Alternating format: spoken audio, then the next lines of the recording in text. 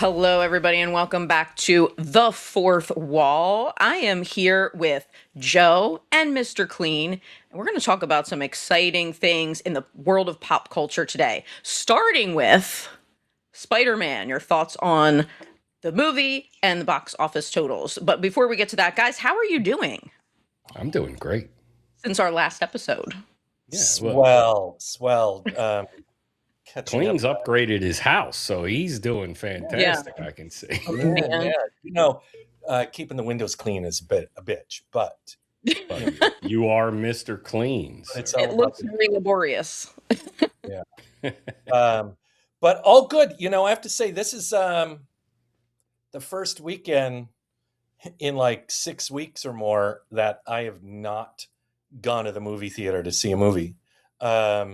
Because the things that opened this weekend, even if I was interested in it, I didn't feel like I really need to get the ticket and go out to the movie. Like I want to see Tony, but I don't want to run out to the movie theater for I'm it. I'll probably interested see it too. on, Yeah. I want to see it on streaming. I think so. I actually Yeah. don't even know what that is, strangely. Oh, The Anthony Bourdain movie.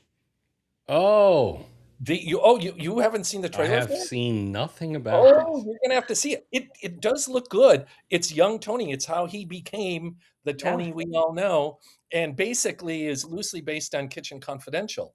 How the hell did I miss this? Yeah, I've seen it a couple times now. They ran it at a trailer. They ran it as a trailer at one or two of the movies that we've all seen.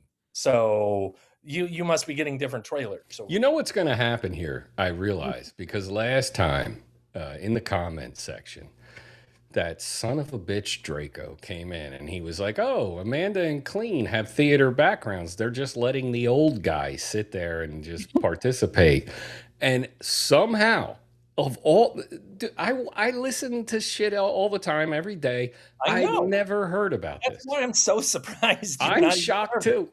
I even already have watched a review on it on YouTube. So Holy shit! because it's running, it's 3 days in theaters today. So after this, your mission is to go look for the trailer and maybe a review on it. But it does look good. I mean, I think I'll bet you were an Anthony Bourdain fan because I was. you seem cut of the same cloth. What does that mean? We're both not afraid to be, nasty motherfuckers and tell it like it is. This is true. No, that's why I like the guy. Plus, I like to cook, Yeah. So, love I always tell Allison, I'm like, it must be nice to be with a Michelin-starred chef because I can give myself Michelin stars, Go ahead. Absolutely. Let's But Absolutely. yeah, it was weird. It was like, what, I'm supposed to be seeing a movie this weekend, but there was like nothing I needed to Nah. run out to see. We were on a roll though, and we're gonna start by She's talking- reining us in. Amanda's here to keep. I'm she's here just to gonna- keep us on track, but she's we're gonna gonna pull the start off reins. with the film that I feel like everybody is talking about right now. My whole algorithm is just flooded with content about the new Spider-Man movie. Now, it has, according to The Wrap, they reported that it has reached $1.67 billion. So, yeah. does this mean Marvel is back? What are your thoughts on the film, guys? It's Joe, what did you think of it? Well, first off, $1.67 billion in essentially the first full week. 1 week. Right? This might be the first $3 billion movie. I think that's in play right now. Yes. I loved this movie. I thought what I loved about it, it was ground level. I saw it twice opening weekend, not to be a show off, but because the girlfriend's nephew wanted to go, so I went again. I wasn't objecting, like the time that we already had seen Doctor Strange in the Multiverse of Madness, and then he wanted to go, and I hated that fucking movie, so I wasn't happy. But this one, it's everything I wanted from a Spider-Man film. He's in the friendly neighborhood Spider-Man. There was some really solid performances. Some, like I like and I don't know if the two of you have seen Last American Virgin, but when he sees MJ, and this is going to be, we'll talk spoilers because it's been out a week Oh and yes, if you haven't seen it and you don't want spoilers, this is your Not, time to, not yeah. fast forward. sure. But when Last he American sees, Virgin, I think I saw it. Wait, it's got the greatest ending of any oh wait, 80s wait. teen I film. think you've referred to this movie a few times. Yeah. Maybe Yes, that's he why has. I don't think I've seen it actually. Amanda was like, yes, he has. He uses this reference way He too uses much. this reference a lot. And Fine. I'm going to have to see the movie. So tell us this reference. so in the end of The Last American Virgin, so all 80s films, right, always end with the nerd getting the girl. Yeah, This was realistic. He did I like not real. get the, he Mhm. simped out, right? Completely simped out. And then she still went back to the dickhead guy. And he sees her kissing the guy in the kitchen and gets back in his car and cry. The credits roll as he's crying and driving home. And I was like, dude, that's the real deal. That's it right there. You know? Wait, so Yeah. was that movie called The Last American Virgin, or was it called The First American Incel? Well, either way, we could retitle it for different markets these days. But Peter, when he saw MJ kissing her boyfriend in the kitchen and then swung home on his web crying, fucking Last American Virgin ending. It was great. I loved it. Although not the ending of the Spider-Man movie, it's solidly in the middle of it or so. Yeah, but it was Um, just, it was but, an but homage, I no, believe. and I think it was realistic on that topic at the tour at the end of the movie, like where things are left with the two of them. I think it was cool how they did it. That it was uh, Peter and Ned where Ned started to make the connection through the like muscle memory of the handshake, right? But Mhm. but people are like, but MJ still didn't like he still doesn't have MJ, and technically true, Yeah.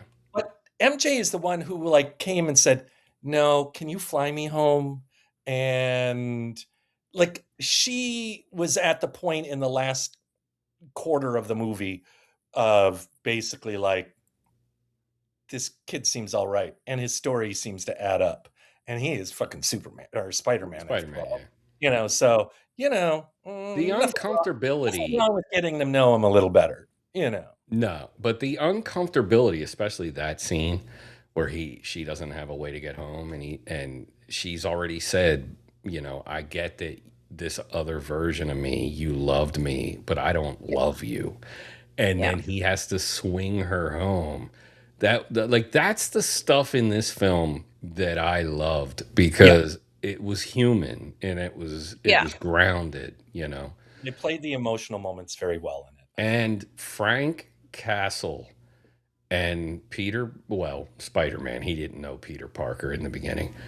That is a buddy cop movie you never knew you needed to see Right. until you saw it. And I was a fan of that first season of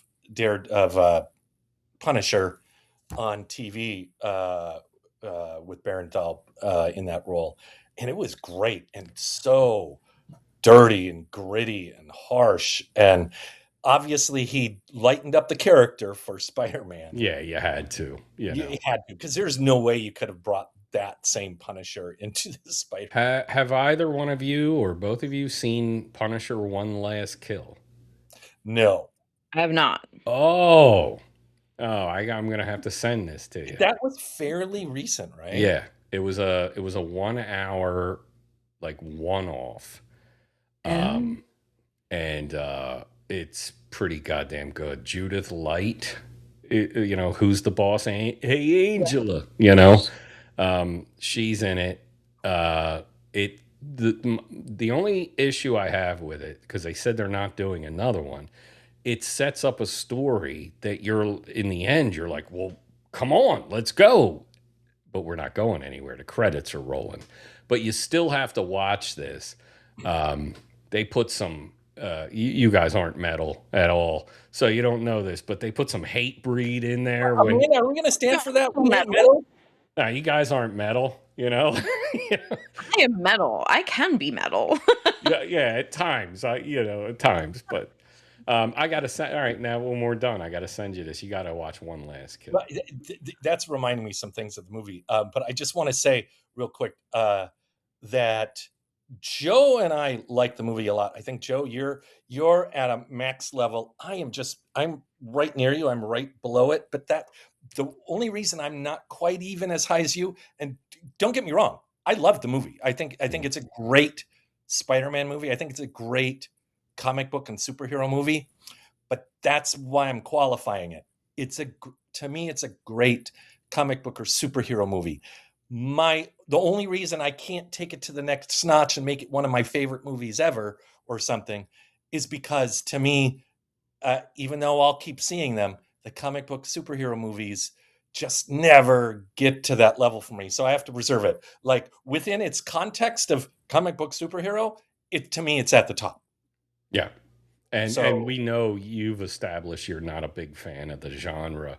And Amanda, before you start talking, I want you to know, because I've thought about this, while you do what you're about to do, you remember the old song on Sesame Street, one of these things is not like the I other? sing it all the time, especially Well, being a teacher. And it's like I'll have one janky kid or something, and I'll be like, one of these things. Yeah. well, it's going to play underneath you talking about why you're wrong. Go ahead. One of these things is Well, not look, like to the clarify, other. I didn't One of dislike these the things movie. just I thought it was a doesn't great belong. movie. I enjoyed it. And no However, thing kind of like what is not happened with like the the Odyssey, I other. was hearing Before all of this I hype finish beforehand my song, that this was the greatest movie, at least the greatest Spider-Man movie. So I'm thinking, wow, it's better than No Way Home. Like they're going to be doing all kinds of crazy things to make it better than, because No Way Home isn't just one of my favorite Spider-Man movies, but it's like one of my favorite movies of all time. I have watched it over and over and over again. Now, I've been a Spidey super fan since birth, pretty much. And my son, same thing. So, to me, I don't think anything is ever going to top having all three Spider-Men, having all of those villains, but not just as little cameos, because that's one of my issues with this movie.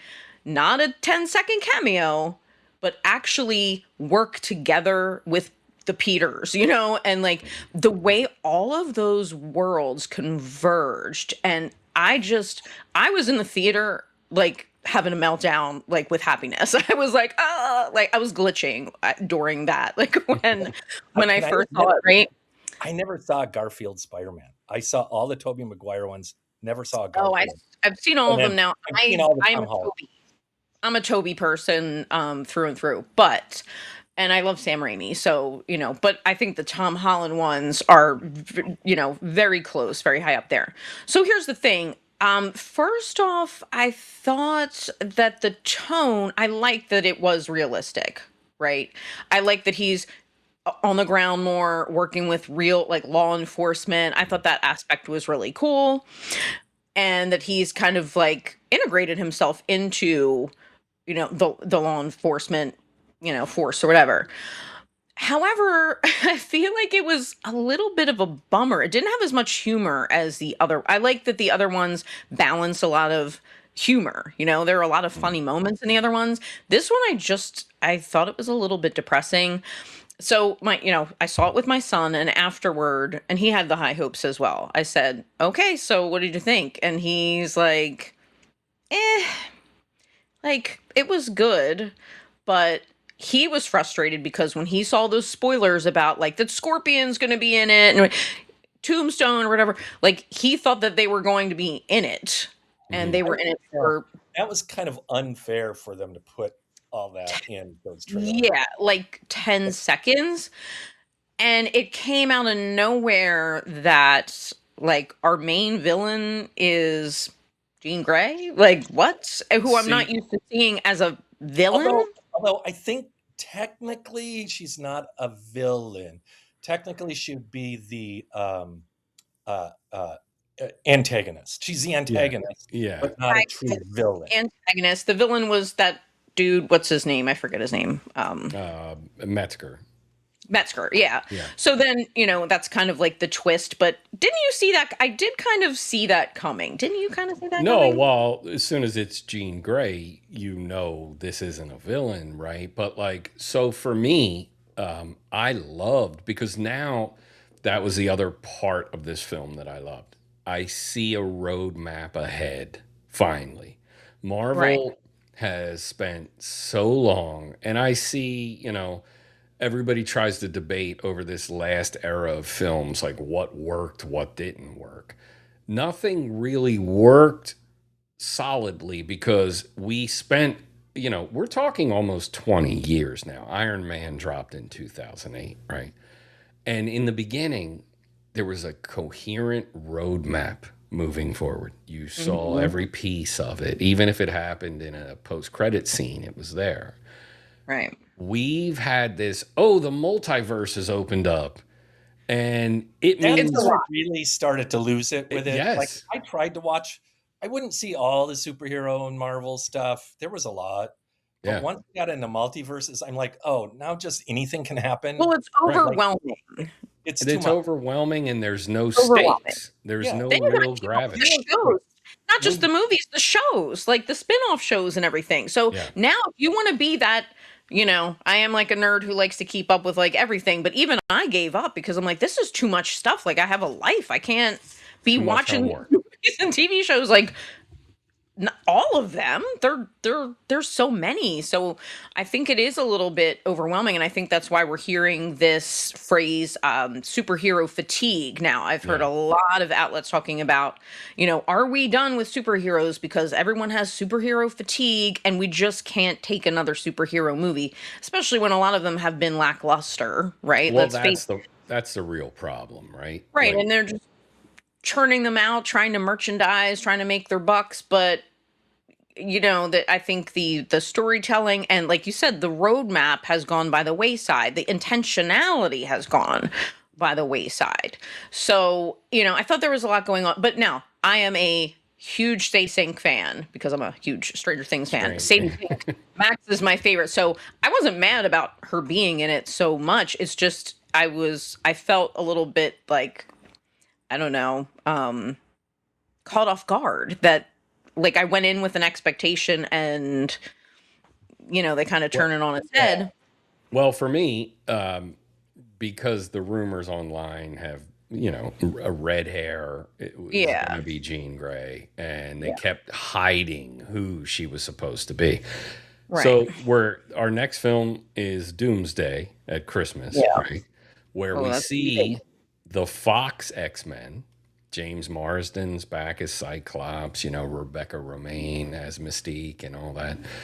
We know they can't continue just because of their actual ages. So Right. we're now beginning the new young X-Men. They cast Well, they Cyclops finally this put week. out the cast announcements. Yeah. And so to me, I was like, okay, we see the road ahead now. We see where we're going. X-Men is always a good time. Even if Yeah, you I have, love that. yeah. So to me, it was, and the way they handled Jean's character with, the trauma she was dealing with, Right. and Peter trying to help her through that. Like, that's what I loved about this. But again, I'm somebody that always recommends Manchester by the Sea to people, and Right. that will break your soul. So Oh, me too. Little more lightness. Like, I would say a little more lightness and some a little bit more from the other antagonists, villains, what have you. I also didn't buy that. Okay, so she's on this spree of, and let's face it, she does harm a lot of people. She yes, does One mess guy stuff walks up. right out into a yeah, she killed that guy. Yeah, so that's the kind of thing. But it's like, oh, but all she needs is one conversation with Marissa Tomei, and she is good to go. She is Yeah. everything. girl talk. Yeah, A little girl talk, exactly, and that's what I think they were getting at. And so I didn't necessarily buy that, but otherwise, look, I loved the Punisher aspect. Like, I thought that was really great. I like Tom Holland in the role. I thought like everybody did a good job. I like the realistic aspect with MJ. I feel like I was expecting to be really blown away by something. I also felt the pacing was a little slow at some points. Like I was sort of like my mind was wandering off a couple times because it was, you know. So having seen No Way Home so many times and loving that movie so much, I guess I was just personally wanting more. Now, my friend Teddy, my podcasting partner from my other endeavor, I asked him about it, and like he loved this one because he thought No Way Home pretty much was just pandering to the fans. Fan And I was like, service. that's Yeah. why I liked it because I am a fan. And so I was geeking Amanda out likes the pandering. at all of the all of the yeah, like I loved all the cameos and things like that. I was just I was geeking out the whole time. So I was kind of expecting that there would be more of that. But again, I thought it was a very well done film. The cinematography, everything was on point. Like I felt even though it was long, it didn't feel too long to me. I thought that was fine. I guess there was just like something keeping me from saying, "Oh my gosh, like I can't wait to watch that again." Whereas I came out of No Way Home saying, "I can't wait to watch this over and over again." But I thought it was good, and I understand that it's also setting the stage for what's to come. Yeah. Let's do this because I love the number ratings, 1 through 10. How do you rate the movie, Amanda? So objectively, like if you're taking my fandom out of it and what kind of film it is, I'd give it like a solid 8. For me, I'm giving it a qualified for the genre. I give it a 9. Okay. But if you're going to ask me to compare it to other movies not from the genre, the number's going to go down. For this, Right. we'll keep it at a 9 for the genre. Okay, fair enough. Well, this Yeah. is going to sound weird because Amanda is such a hater and a troll online, but I only like 8.5, 8.7, something like that. I mean, to get a 10 from me, you got to hit a high watermark. And I love this movie, but it's not, when I leave and I'm thinking about it constantly, that's a different thing. And when I see performances that I'm just like, holy shit, I need to see that dialogue exchange again. There's not really that here, but Yeah. like 8.5, 8.7, somewhere in that ballpark. Yeah. I mean, there's other movies we've seen this year that I would rate as a 9, but without a qualification. Yeah. That to me are more like a true 9. So, but yeah, I mean, people who like this stuff are going to see it anyway, and Right. I think most people who see it are going to be pleasantly, they're going to have a good time at the movie. For the most Yeah, part. I can't imagine you wouldn't. Well, guys, let us know in the comments what if you saw Brand New Day, like what did you think of it? Right? Oh, Did you like it? one quick extra on it. The movie opened with one of my favorite band/songs that was just so strong, so cool, and TV on the radio. Like 2 minutes into the movie, suddenly it's like this montage of TV on the radio. I think that's when they do all the montage of the comic book. Yeah, all Right. the other villains.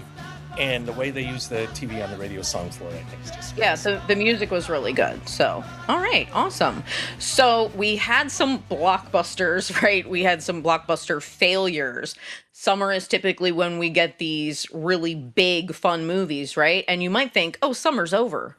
There's no more movies. But there is another movie that kind of flew under the radar for me because I only saw the trailer when I went to see Spider-Man, and that is The End of Oak Street. And this looks like a really compelling, tense disaster type of movie, but there's a dinosaur element, which kind of There's a took me off lot of- guard because there's a lot they of set you up to directions. yeah, they set you up at first to think I thought it was going to be an alien movie, right? The very beginning of the trailer. And then they completely they They definitely surprised me with the dinosaur thing. So, what have you guys seen and heard about it? And are you going to go see it? Clean, you go Definitely, first. we're all going to see it next weekend, right? We should do Yeah, yeah. Yeah, for sure. an episode right after we all see it next weekend. So Yeah. stay tuned for that. Yeah, but yeah, it looks good because I was thinking about it the other day. Not only is like they show like the street is literally cut off at the end of Oak Street, like it's drops to like a cliff to nothingness, right? Mhm. But then you've got the dinosaurs out of the blue. Like, so, it's going to be an action movie, like dealing with dinosaurs, trying not to get killed and trying to kill dinosaurs. But also, like, what the fuck is this? How did this happen? And how do we get back to the real world? So we have to have all of that happening, which to me sounds like a really interesting movie. Joe, what about you? Well, I've known about the end of Oak Street for a while. I remember seeing the first trailer. I don't believe they showed dinosaurs in the first trailer. They Okay. just showed you that, hey, where the hell are we? I think they showed that end of the street thing. The dinosaur aspect, I may have seen enough dinosaurs in films, but I love like some kind of dimensional rift thing. Like the mystery of it, right? Like, Yeah, and so I love that part. You got Ewan McGregor, you got Anne Hathaway. I mean, something's got She's to on a be. roll. She is on a and roll. Anne Hathaway for 4 movies this year, Robert Pattinson for 4 movies, Yep. Zendaya for 4 movies. So, um, I'm really looking forward to the movie. I have been looking forward to the movie. It feels kind of like The Land of the Lost, the old '70s Sid and Marty Croft, but Oh yeah. instead of them going down a waterfall, you just took the whole neighborhood and put it in the Land of the Lost. If there's a slee stack in this, it's going to be amazing. That's all I'm saying. I mean, Uh, to me, it also reminds me of like Twilight Zone monsters are due on Maple Street, right? Have you ever Yes. seen that? Yeah. Yep. That the especially when like the power stops working and they're like, hey, or there's no water. And they're trying to figure out what's going on. I feel like that was very much borrowed from Monsters Are Due on Maple Street. Here's an interesting twist I've heard about with this film is that it might be part of the Cloverfield universe. Oh, Ah, that would be interesting. There was the one Cloverfield entry. I think it went straight to Netflix that I One in didn't like. space.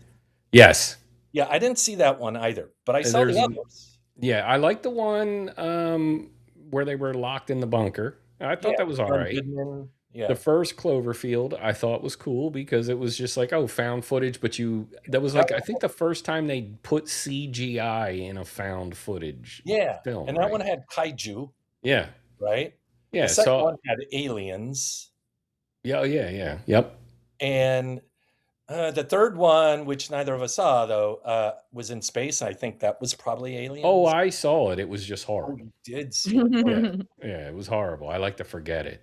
By the way, on that note, last night I watched The Last House, which kind of has a vibe of the end of Oak Street. okay. It's on Netflix. People have been waiting for this because the trailer looked great. I've heard of it. A family one day just suddenly can't leave their house. Oh, that one. And then they realize no one can leave their house, right? Like nobody, you cannot get out of your house. You can't break the windows. You can't do anything. So right away, it's, oh, how fucked are we if we're not a doomsday prepper and we don't have a stockpile of food and water and stuff in the basement, right? So I was intrigued by the film, and I don't want to spoil anything because it just dropped on Friday. Mhm. But what a shitty execution. And then in the end, this was all messaging, is what this was. And I just went, okay, aren't we done with this phase of shit? More right-wing propaganda. No, it's left-wing propaganda. Really? And so, and look, I'm at the point, I don't even have to disagree with you. Like, I may agree with what you're positing and what you're putting forward. Shut the fuck up. Like, that's it. Just do something, entertain me. And I know we're just talking about Twilight Zone, which is perhaps the most brilliant fucking show ever done, right? Yeah. Serling injected societal issues in a way that you didn't realize you were watching a societal issue, but it made you think after it was done. Star Trek, Gene Roddenberry, the original, same thing, right? Yeah. But this ham-fisted, hey, better stop global warming, better be nicer to the oceans, and I'm like, okay. And the resolution, if you don't laugh out loud when you see the resolution to the problem in The Last House, I don't know what to tell you. I literally just started cracking up, and I was like, "Oh, come the fuck on!" Well, now I have to watch it You to see gotta what. watch it. Yeah, you gotta watch. I'm not Well, saying don't watch that's making me wonder if the people who wrote it were inspired by the pandemic because nobody left their house, and we 100%. saw the air clear up. We saw the birds change their songs. Yeah, It's that is true. it's almost like you wrote this movie, Clean. Yeah. Well, It's as you were describing it in the last minute, I was like, that sounds like it Yeah. was coming out of the pandemic. Yeah, Hmm. Interesting. yeah. But so I that- think it's safe to say we're all going to see the end of Oak Street, right? Oh yeah, Oh, yeah. absolutely. End of Oak Street. We'll all see it by Friday or Saturday, maybe a week from today. We're recording this on Sunday the 9th right now. Hopefully at least by Sunday the 16th, maybe we Yeah, can I'll most talk likely. about it. I always see the new movies on Thursday night. I will probably see it on Thursday, and if not on Thursday, probably Friday. So Yeah, but it looks at the very least entertaining. Now, of course, this begs the question, what do we think of the entire summer blockbuster season as a whole? Because, we touched upon that a little bit, in episode 1, but if going back to the ratings, right? The 1 to 10 scale. If you take all of those blockbuster movies, so we had Disclosure Day, we had Supergirl, we had Spider-Man, what were the other big ones? Toy Story 5, Toy Story 5, The Odyssey. The Odyssey. I don't know. Were other ones forgettable? Which I mean, was we're talking big budget strictly, right? big budget blockbuster. So if you average those all together, what are we thinking, Joe? Not a great. I don't think it was a great summer because we had a lot of colossal failures. Yeah. for those size movies, I think it was a Yeah. great summer for other reasons. Yeah, the smaller. yeah. Yeah, the invite, the drama. The invite specifically. Yeah, but like Toy Story made $1 billion.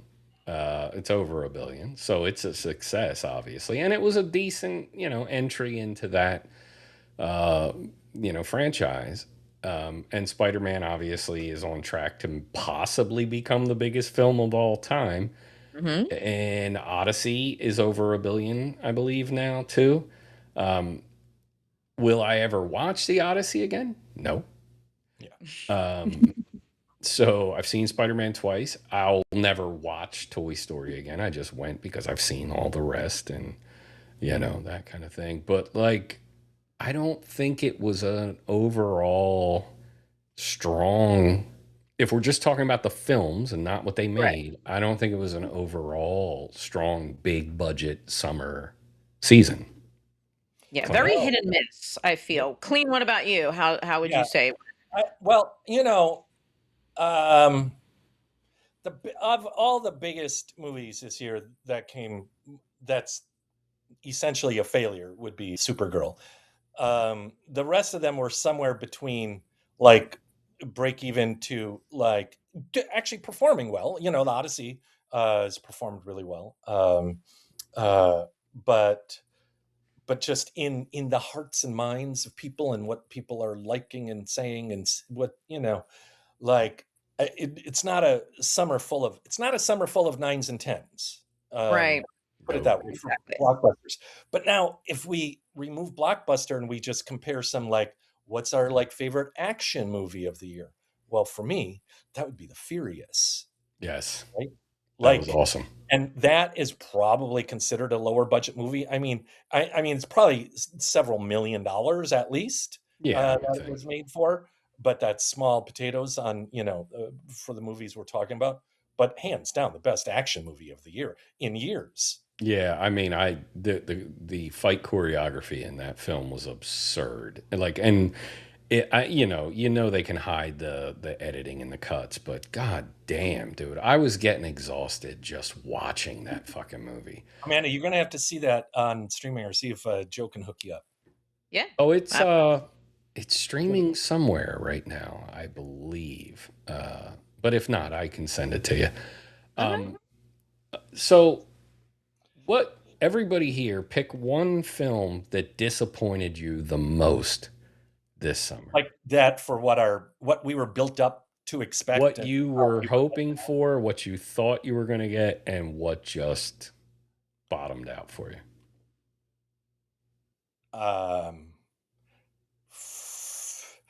For me, it might be a toss up between. I hoped Supergirl was going to be good, but I didn't have super high expectations. I just wanted it to be really good, as opposed to the Spielberg movie, Yeah. which I expected it to be on some level of amazing. Spielbergian. Maybe not his best movie, maybe not the most amazing, but I still expected good Spielberg, and we got mediocre Spielberg. And so that might be the most disappointing. Amanda. So I was very hyped up for Supergirl, and then I heard it was so terrible, and then I started to watch it, and I actually fell asleep. So I have to try again. So I would say that probably is indicative. Now, would you consider Scary Movie 6 part of this season? Because it did come out. When Oh did yeah. that No, Okay, yeah. that by far the biggest disappointment. And I thought people were just being haters or whatever when they were saying how terrible it was, because I have been, a Wayans Brothers fan since In Living Color, right? I love silly, stupid humor. Look, White Chicks is one of my favorite movies of all time. Okay, so like, I don't have a problem with just dumb, for the sake of laughs Yeah. type of, humor, right? So I thought, like, okay, these other people are saying it's terrible because they don't like that type of humor, and they're trying to be too uppity about it or whatever, like too fancy schmancy. But I'm probably gonna love it because I love their parodies. I love the way the Wayans brothers think, right? Mhm. It was so bad that at one point, probably not even halfway through the movie, I changed the speed setting to like 1.5 speed to just get through it. And I can't believe I'm saying that because, like, I thought it was going to be so funny because they had some good material to work with. They had some great films to spoof. Basically, all the funny moments see in the trailer. There's really nothing Yes. else funny. And it just wasn't funny at all. So I was heartbroken because as soon as I found out that was coming out, I was so pumped for it, and it was just absolutely abysmal. I am a film teacher, so I am saying this as an expert. It was so bad. It It was was. just it didn't even make sense. It was absolutely, like, the only redeeming thing I feel like the girl that played Anna Faris's daughter Mhm. did a really good job at getting her inflections and making you really believe that that's her daughter. Like, she Yeah. was spot on. Other than that, man, it was rough. Yeah. Okay, what's your biggest surprise hit? Like, what movie did you see thinking, well, I don't know, they're saying it's going to be good, I guess, but we'll check it out, and ended up like, wow, that was amazing. Blockbuster or just any movie? Any movie. Oh, The Invite for me. I mean, The Invite is the best. I knew it would be good, but it's the best movie I feel like I've seen the entire year. And I couldn't wait to see it again. I couldn't stop talking about it. I told everybody to go see it. So it was on another level, and it had all of the ingredients, all of the elements that I love in a film, and I wasn't expecting to love it that much, and it really surprised me. For me, this is going to sound dumb, and I'm not saying it's a great film by any stretch. The biggest surprise of me walking out of a theater this summer and going, that was pretty entertaining. Masters of the Universe. Masters of the I Universe. I did like I that too. I am a Motu hater, right? Like I think it's so dumb. We talked about it before. I still have to finish the video I'm making for this channel.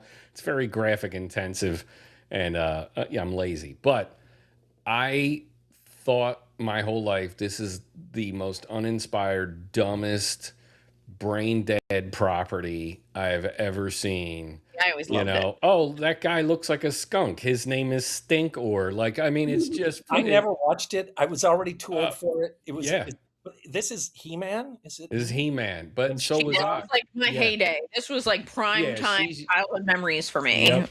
You're younger than all of us here, and I'm sick of Joe's that, by right in the the way. middle between those, right? But I mean, I'm still old. I just had a birthday because it is my birthday month. that is happy birthday month to Yeah, Amanda. then I guess it's my birthday month too then, because It my is. birthday, my birthday's It in is. 2 weeks or She or said one she's and a half. allocated 48 hours for you, though. Like you can have I a get 2 days 48 a hours. month. She gets the rest of the Yeah. month. I'm happy to share the spotlight. But no, I those were, I think, great films. So yeah, it's always nice when I would rather go into a film with low expectations and have that happen than what kind of happened with like the Odyssey for me or Spider-Man, where I'm, being told this is the end all be all of all films, and then I'm like, it's good, Yeah. but you know, it didn't blow me away. So Yeah. My biggest one is one I went in with fairly high expectations for, just because of all the chatter I've been hearing leading up to it. So I kind of expected it to be good, but I did a pretty good job of not listening too much detail in that chatter and not knowing a lot about how the movie works and all that. Um, but I did expect it to be good. That said, I came out like, this might be the best movie this year, and that was Obsession. Mm-hmm. oh yeah. Oh, Mhm. yeah. To me, Obsession and Backrooms, me. both great. Hmm. Yeah.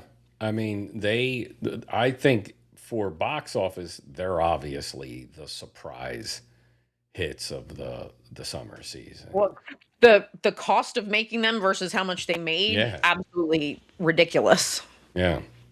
So, Let's talk about movies that none of us have seen yet because they're yet to come out.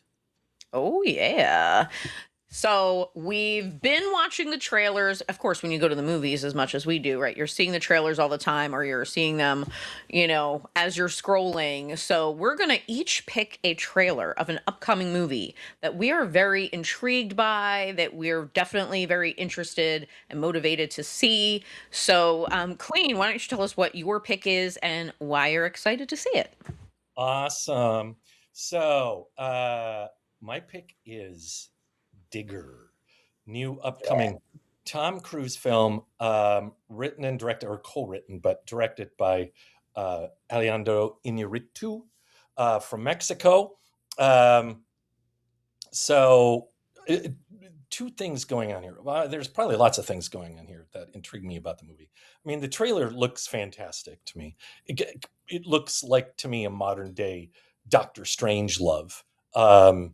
It seems to be super stylistic and like, one of those movies, sort of like a Coen Brothers movie, where Yeah.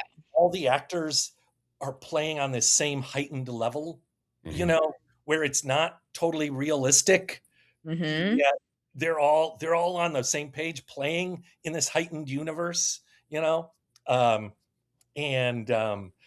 I like those movies when they're done well. It's like when the Coen Brothers do that kind of thing. Yeah.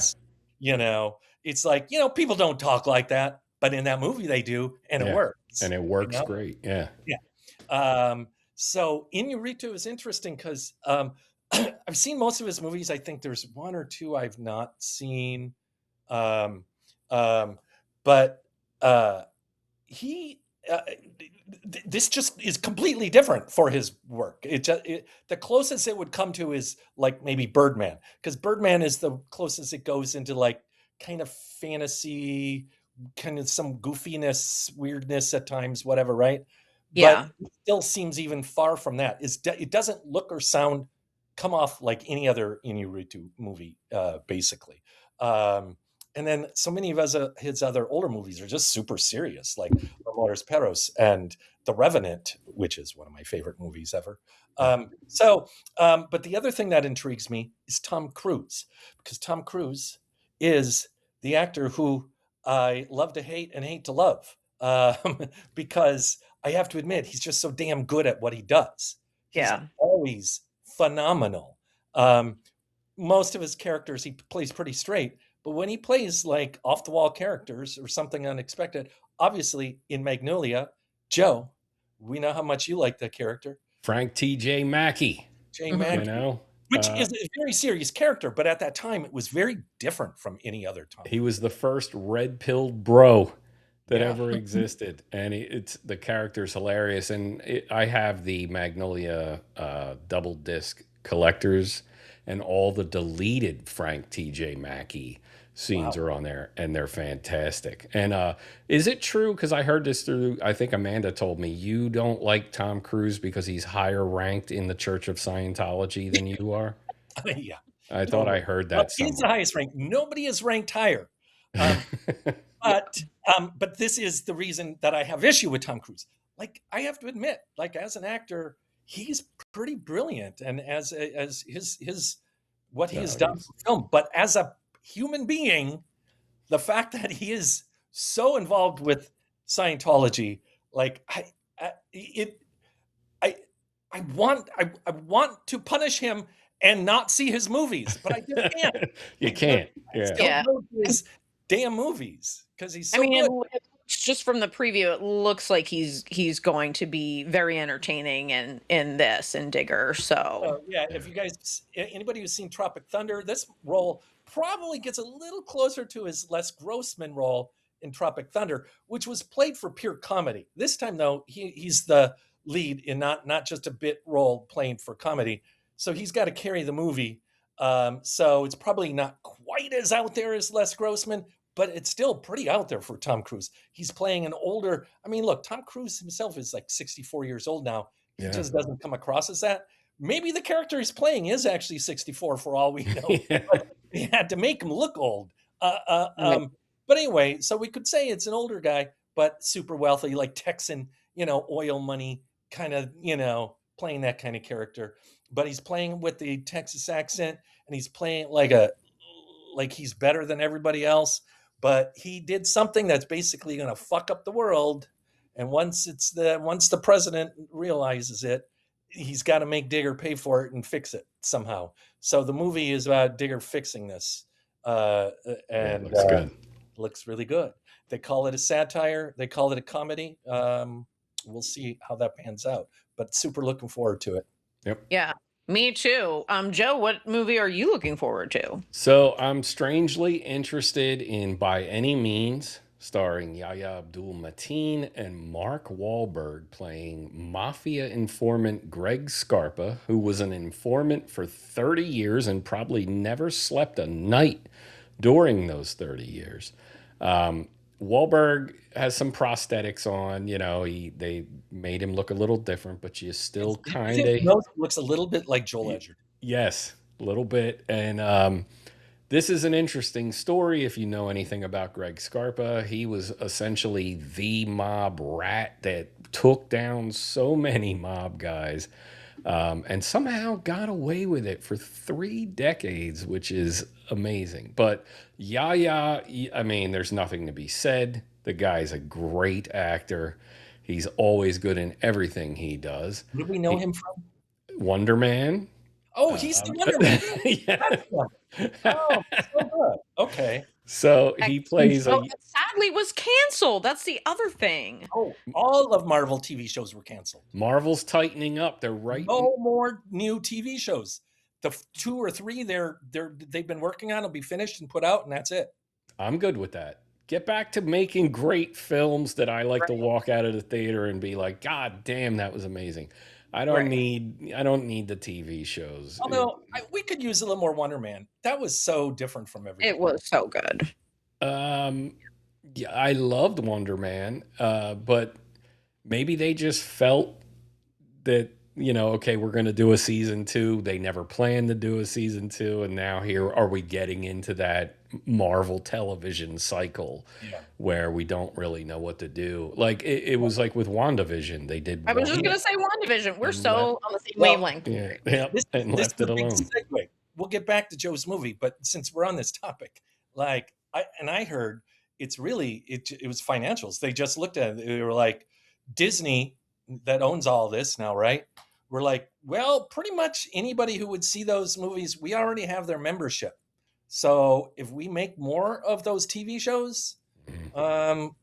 we're just spending money. We're not Yeah, getting new members. We're not going to make any new membership fees on it.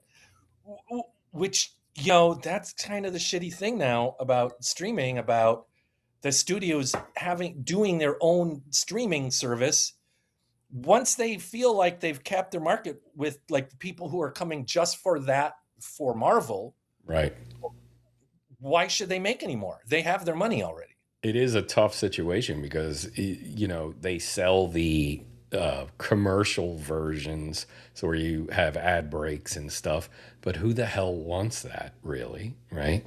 And so, how do there's a finite number somewhere where you're not going to rise above this many subscribers, Their and goal is to grow, and this is with all business, right?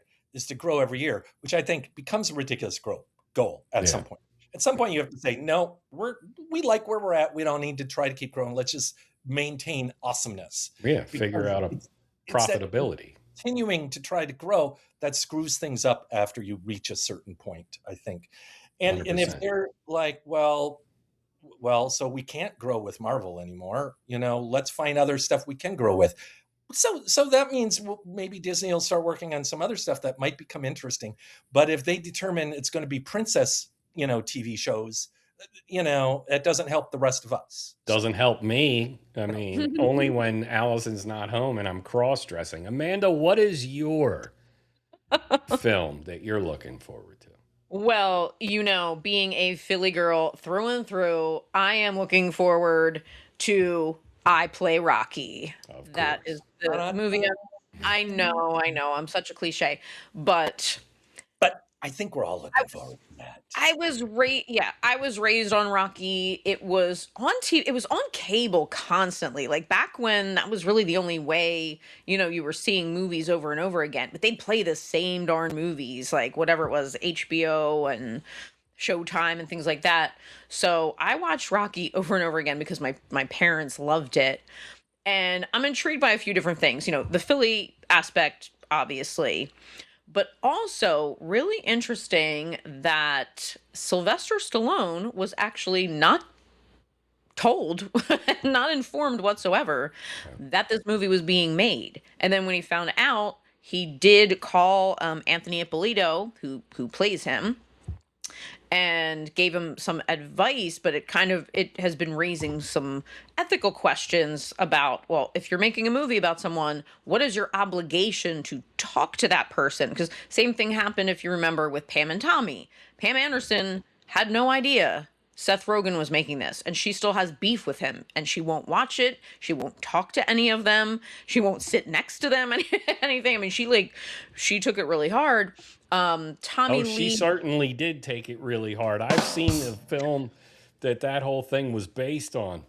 That was a brilliant segue, Joe. But yeah, I no. couldn't let it go. I couldn't let it go. I'm a small, petty man. Tommy Lee did reach out to Sebastian Stan, right, to say, okay, here's some tips on, playing me or whatever. But overall, she wasn't informed. She said from what she's heard of it, a lot of it was fabricated. So who knows how much of this is going to be authentic and how much was just hearsay. But I thought it was pretty wild that Sylvester Stallone was not involved in it. But look, I want to see it because I love a good underdog story. I love the FU to Hollywood, right? Yeah. Because if you know the story, even generally, right, he writes this script in what, 3 days or something, writes the script and, takes it to the studios or whatever, and they want to cast a big famous actor in it. And he said the condition is they can only have the script if he plays Rocky, and they're offering him more and more money to talk him out of it. Mhm. And he has the integrity to say, I don't care about the money. This is Which my must be baby. really hard to do back then. At because when they get to offering him 250,000 at that time, that's like 2 million in our Yeah, oh, money. It yeah. was, yeah. Yeah, Yeah. I Like mean, saying no to that is kind of a big Yeah, deal. it was a big deal. So I think, I like that. And the vibe I'm getting from the trailer, which I've watched a few times, is they were almost counting on him to fail. And they were surprised that he wasn't running behind schedule and, things like that.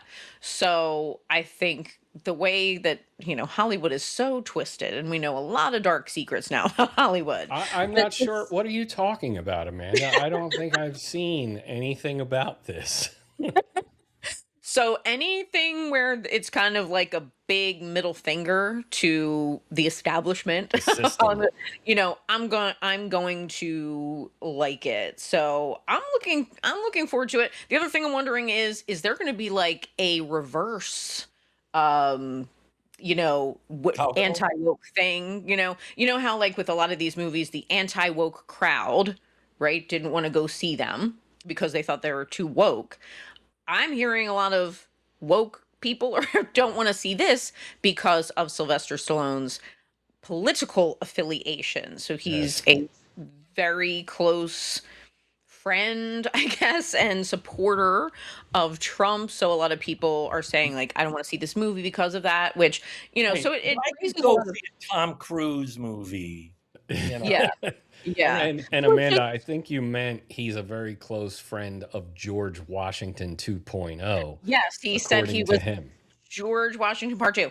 So we'll see if that has any kind of impact, and if people really commit to staying away from this movie, even if it comes out. And so I'm intrigued by the fact that it is directed by one of the, I never know how to say. I hear people say Farley, whatever brothers, but Peter Farrelly.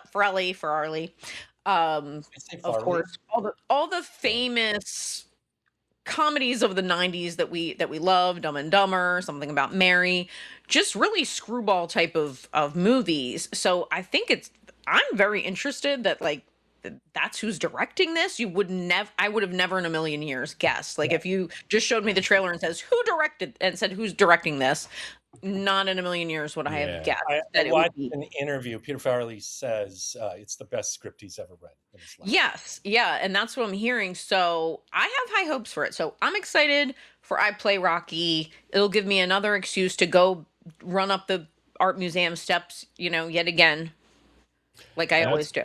yeah, no, I'm obviously very excited for this as well. I grew up in the area just like you did.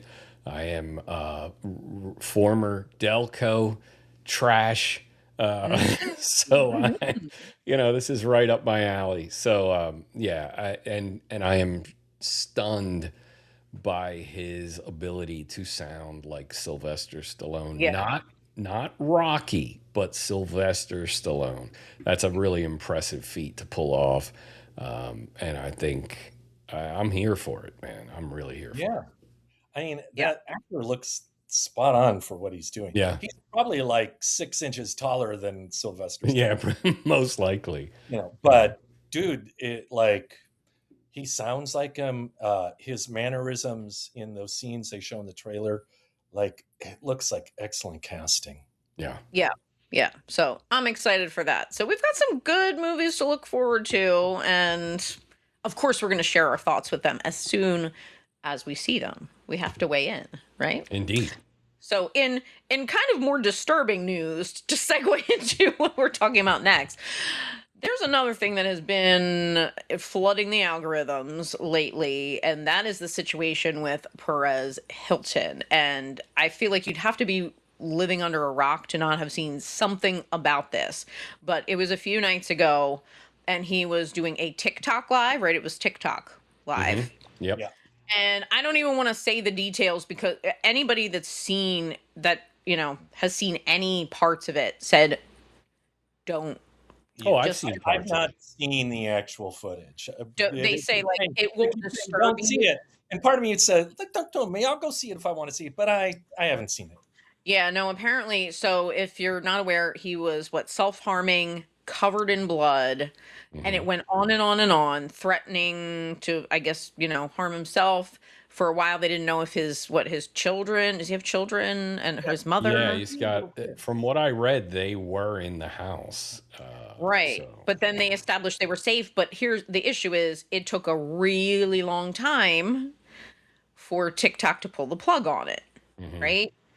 And so that's the one aspect. Now, since they were able to resolve the situation and he's okay, now he is asking for privacy and doesn't want anyone talking about it, which is ironic because the man has made his fortune by getting in everyone's business, yes, sometimes pretty nastily, sometimes all really going times. after people.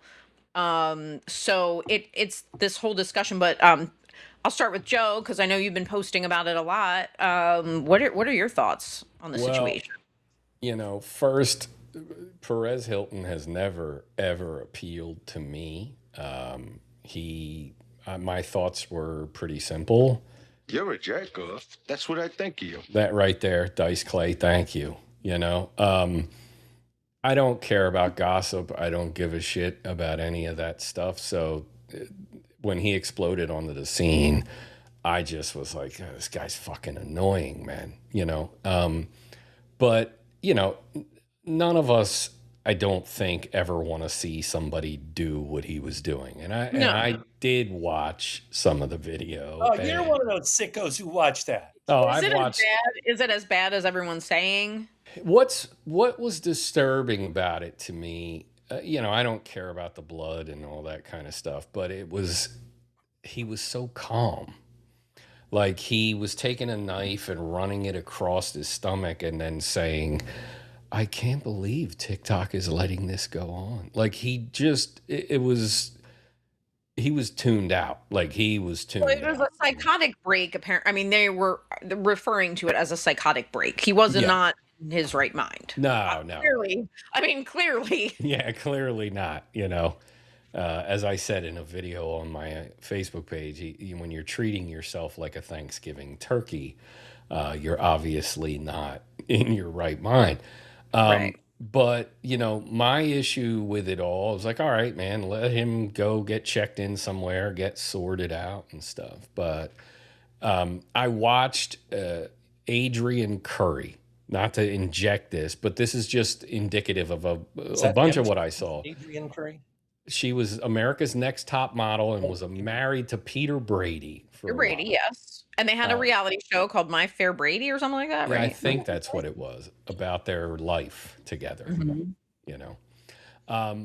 But she went out the next day, like early that morning, and was like, all of you people using the Perez, tragedy for clicks and views are disgusting, like that kind of a vibe, right? And I just had to laugh because I'm like, well, that's what you're doing right now, right? You're virtue signaling and for clicks and views. And then you're forgetting that you only know this guy's name because he built a career exploiting people's misfortunes, invading their privacy. This is how we got to the dance with this guy, you know? So, and I saw so many people doing that. And my thought was, go fuck yourselves. If there's one character that you could pick that gets no courtesy in a moment like this, it's Perez Hilton.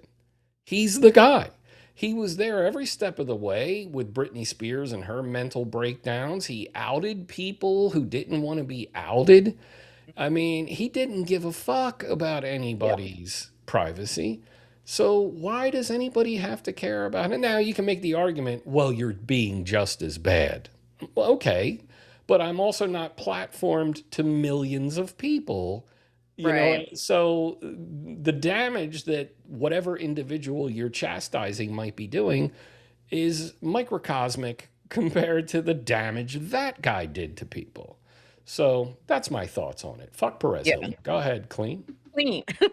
No, that's all. Like, I don't think I have anything else to add to it because I've paid attention a little bit, but I have so much stuff in my feed coming up. I just was like, I'm done. I'm not Yeah. watching. I'm not watching all the updates anymore. I watched um, Popcorn Planet about 2 hours. Like it was like within 2 hours after like it all It happened all that happened.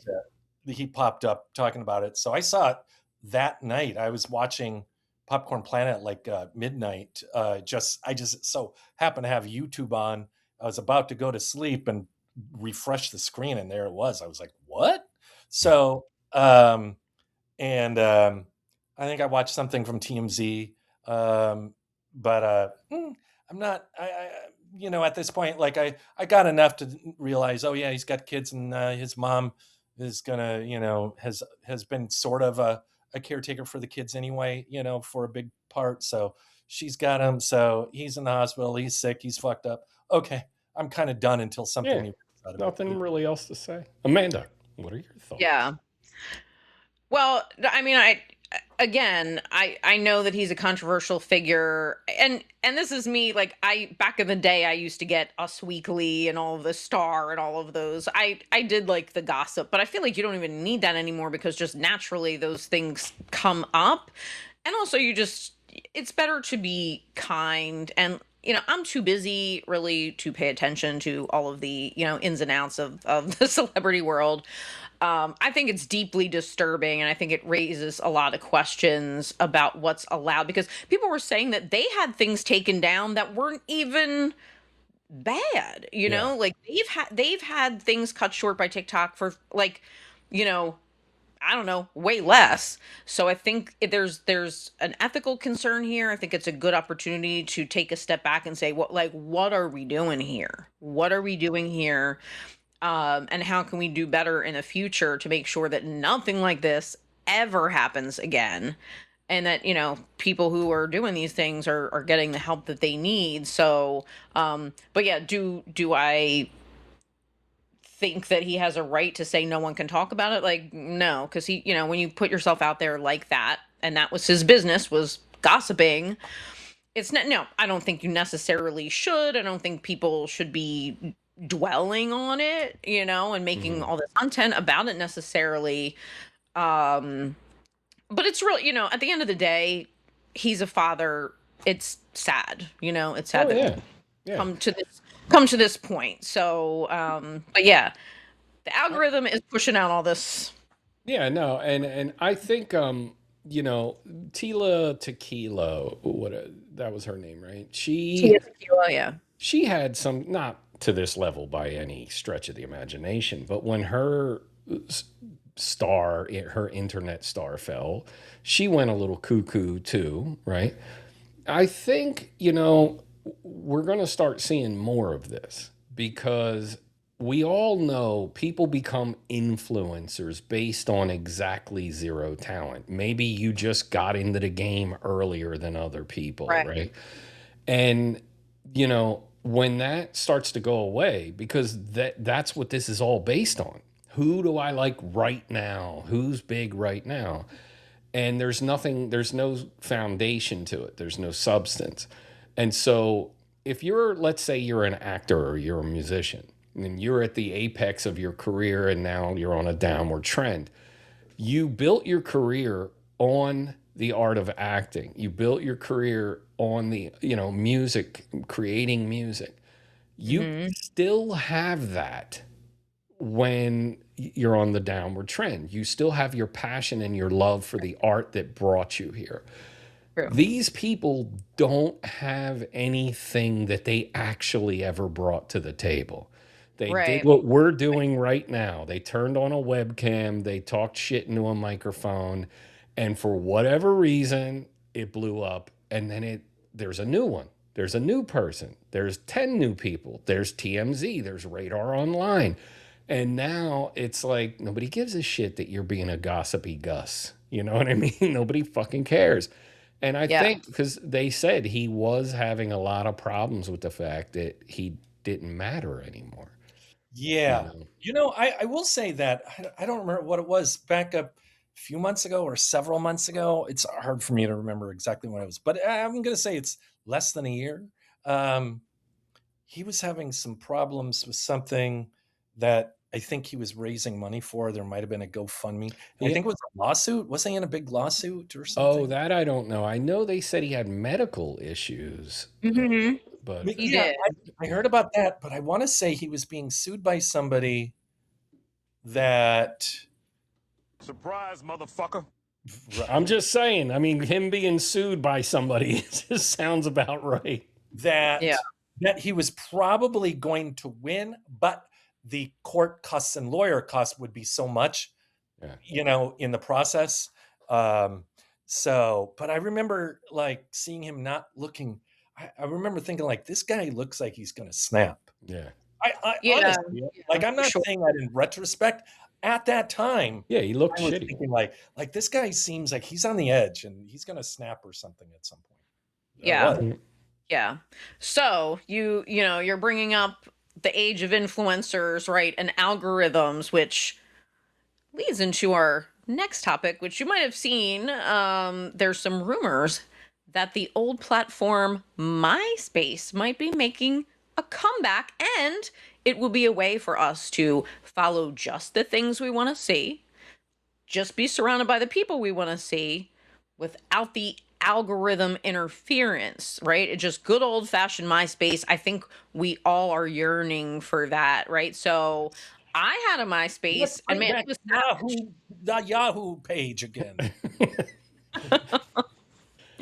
it was savage because you had to like rank your friends. Remember Yeah. that? Like you had to Top like. 8. But as soon as you got on there, you had a song. Mine was "Smile" by Lily Allen. As soon as you went on my MySpace, that song played.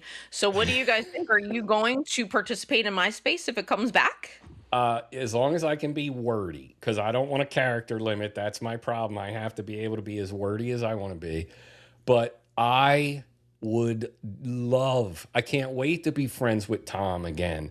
Yeah. I would love a non-algorithm, no suggested for you. Right. And I don't even like I that Adrian Curry was suggested for me. I don't like her.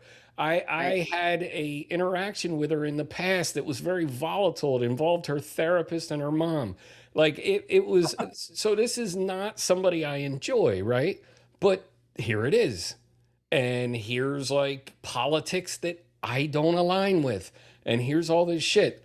Give me a platform where it's the people I know in chronological order of what they said, because that's another problem. We just Right. throw everything Yes. all around. And yes, and let's have peace again. We've all seen the effects of algorithms on our society. We've seen it now. It's not a pretty picture. Most people don't have the ability to discern between what's real and what's not. And especially as we're entering the AI age that we are in now, we can't afford to have algorithms where bullshit is constant and you can't tell if it's real or it's not. So bring on MySpace. My song will be probably something from President because I'm listening to them a lot right now. And I will not have glitter graphics, but I will customize my background. Thank you. Go ahead, Clean. I never had a MySpace account. Yeah. Um, Oh, and maybe that's age again. I don't know, since I am the oldest. Mhm. It just seemed like something for the kids, even back then to me. So my first social media was Facebook. Um, once it became something for the normies, and Yeah. not just the college students, I guess. But now I am like a good solid few years into not being active on Facebook because I just got really sick of it. It just got to be too much. And I just felt like it was a big time suck. Best thing for me was to say, I'm just not going to use it anymore. So I still have Facebook, so I can look up things and go, or if I need to go to Facebook Marketplace, so it still gets used.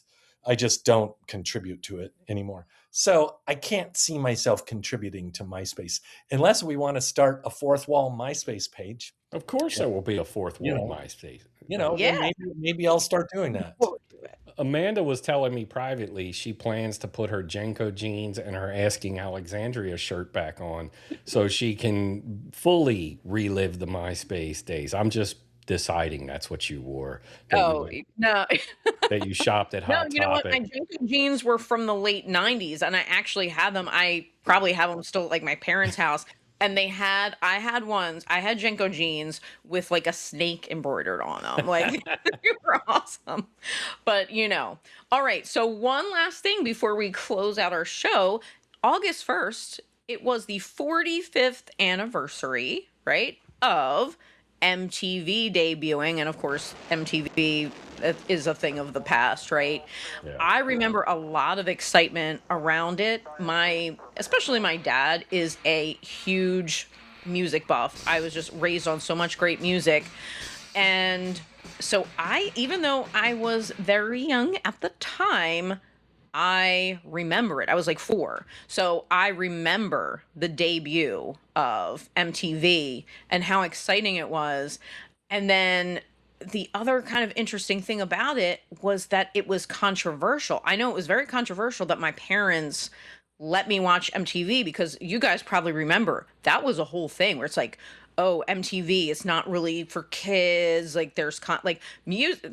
I mean, it shows you how far we've come, right? Because they were thinking that a lot of these music videos would corrupt the minds of the young children, and it was so edgy and but I was allowed to watch MTV. So MTV, I salute you Oh, yeah. when you were good. Then it all went to hell. But what was your memory of MTV?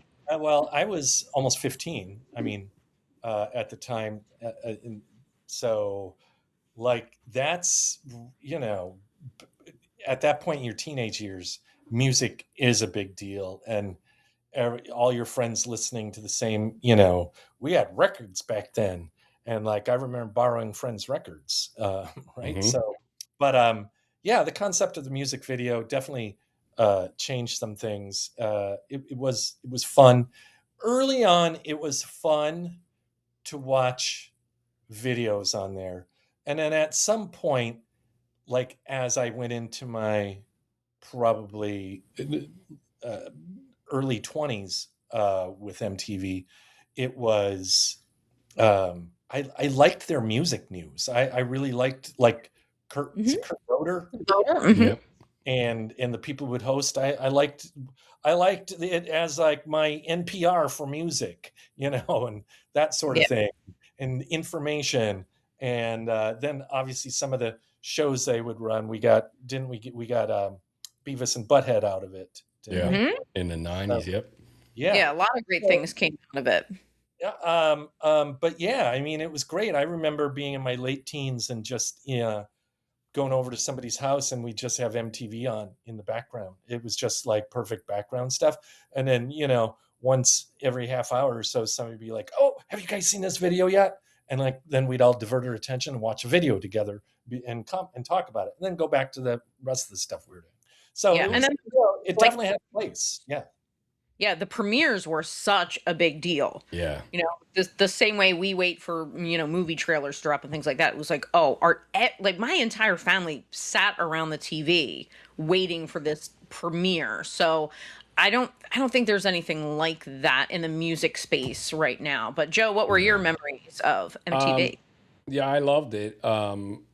So the idea of bringing visuals to songs that I mean, it sounds silly now, but at the time it was revolutionary, right? And MTV really set the tone for pop culture in the entire decade of the 1980s. You saw fashion on there. the music that was, and the 80s was such a wild era for music because everybody was trying all different things, you know. Yeah. Like you said, the world premieres, people would never really understand today because sometimes it wasn't just that you were seeing the video for the song. That was the first time you were hearing a track from the new Correct. album. So it was Correct. a big, big deal.